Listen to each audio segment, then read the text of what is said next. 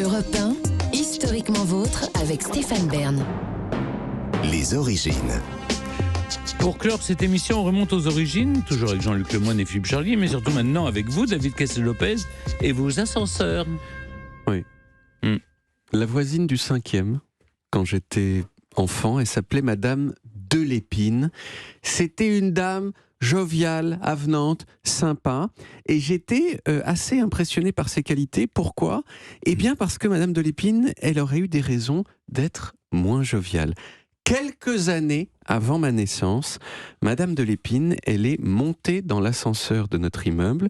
Elle a appuyé sur le bouton du 5e et l'ascenseur est monté, normal, sauf qu'arrivé au 5e, qui était le dernier étage, eh bien, il ne s'est pas arrêté. Il a tapé sur le plafond, il s'est décroché et là, il est tombé de toute la hauteur de l'immeuble en rebondissant sur les parois de la cage avant de s'écraser tout en bas avec Madame Delépine à l'intérieur qui a eu les 2 jambes cassées. Et toute mon enfance, ça m'a terrorisé. Je me disais que l'ascenseur, il allait dépasser le 4e étage où j'habitais et qu'il allait se décrocher pareil, mais que moi j'aurais moins de chance que Madame Delépine et que je mourrais écrasé tout en bas.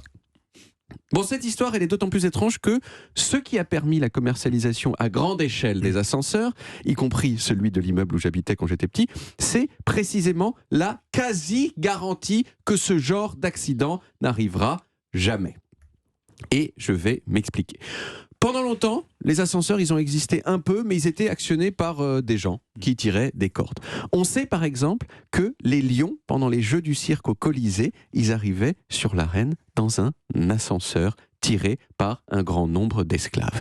À Versailles, au XVIIIe siècle, il y avait une sorte d'ascenseur qu'on appelait la chaise volante, actionnée par un laquais et qui permettait à Louis XV d'aller rejoindre sa maîtresse en scred.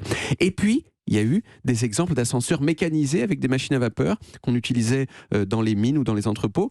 Mais dans l'ensemble, personne n'était encore chaud pour mettre sa vie entre les mains d'un treuil et d'une corde, notamment parce qu'il y avait pas mal d'accidents et de personnes décédées quand les ascenseurs lâchaient dans ces mines.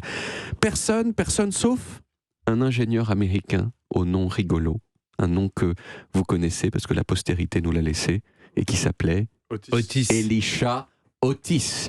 En 1853, lors de l'exposition universelle à New York, Elisha, il a proposé une démonstration de son invention récente.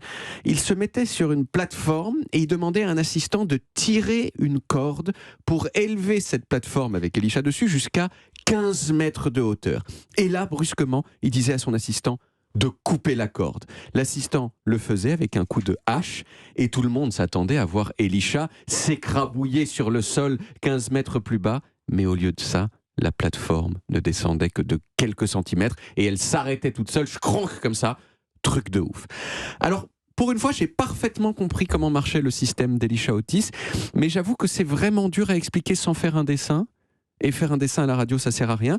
Mais ce que je peux vous dire, c'est qu'en gros, lorsque le fil était coupé, il y avait un ressort qui faisait sortir des petites spatules sur les côtés de l'ascenseur. Et ces spatules, elles se fichaient dans une crémaillère. Et paf, l'ascenseur s'arrêtait. Le système d'Elisha, il a cartonné énormément. Et on peut même dire qu'il a révolutionné le game de l'immobilier. Parce que jusqu'à Elisha, les étages nobles, c'était les premiers étages des immeubles. Ben oui, parce que monter les escaliers, c'est chiant, c'est pour les pauvres, vous voyez. Mais avec les ascenseurs d'Elisha, c'est devenu beaucoup plus cool d'habiter haut. C'est aussi l'ascenseur qui, avec d'autres techniques, a permis aux villes de devenir verticales, particulièrement aux États-Unis. Sans ascenseur, pas de Empire State Building, tout ça. Alors aujourd'hui, les ascenseurs, ils utilisent encore des systèmes voisins de celui qui a inventé Otis, mais beaucoup plus perfectionnés. Il y en a même qui ont un système d'amortisseur de ouf pour amortir la chute si le premier système ne marche pas. Ces systèmes, ils sont tellement perfectionnés que les accidents d'ascenseurs, ils sont devenus incroyablement rares. En France, aujourd'hui, il y a 600 000 ascenseurs qui font 100 millions de trajets par jour, et depuis une vingtaine d'années, il y a en moyenne que 1 mort par an. Alors, quant à savoir pourquoi l'ascenseur de Madame Delépine n'a pas été freiné par le mécanisme, j'ai jamais pu tirer ça au clair. Mais bon, elle a peut-être été un peu traumatisée, mais elle n'est pas morte, quand même. Merci beaucoup, David. Hommage à Madame de Lépine.